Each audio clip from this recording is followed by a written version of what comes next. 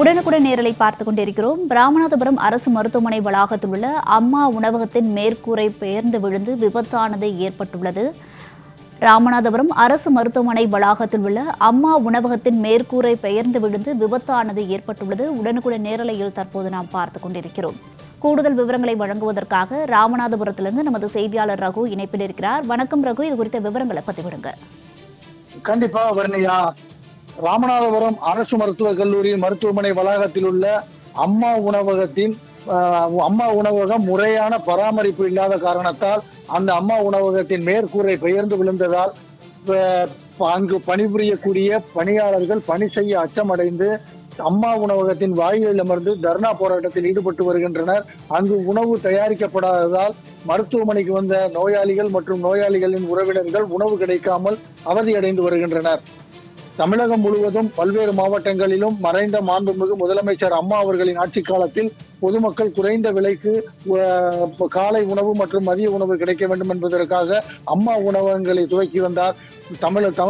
அப்போது அம்மா அவர்களின் ஆட்சி காலத்தில் மிகுந்த வரவேற்பை பெற்ற இந்த அம்மா உணவகங்களை அதற்கு பிறகு வந்த திமுக ஆட்சியில் முறையான பராமரிப்பு எதுவும் செய்யவில்லை.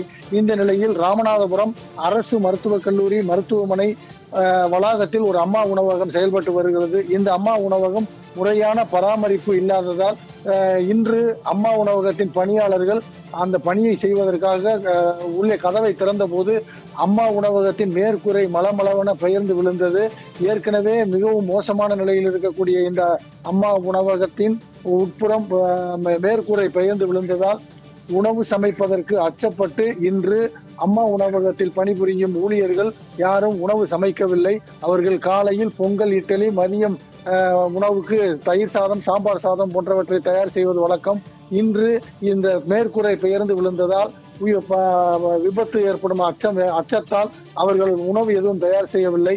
தங்களுக்கு அந்த அம்மா உணவக கட்டிடத்தை முழுமையாக பராமரிப்பு செய்து செப்பனிட்டு தர வேண்டும் அல்லது தங்களை வேறு பணியிடத்துக்கு மாற்ற வேண்டும் என்பதை வலியுறுத்தி அந்த அம்மா உணவகத்தில் பணியாற்றும் ஊழியர்கள் தற்போது அம்மா உணவகத்தின் வாயிலில் அமர்ந்து தர்ணா போராட்டத்தில் ஈடுபட்டு வருகின்றனர்.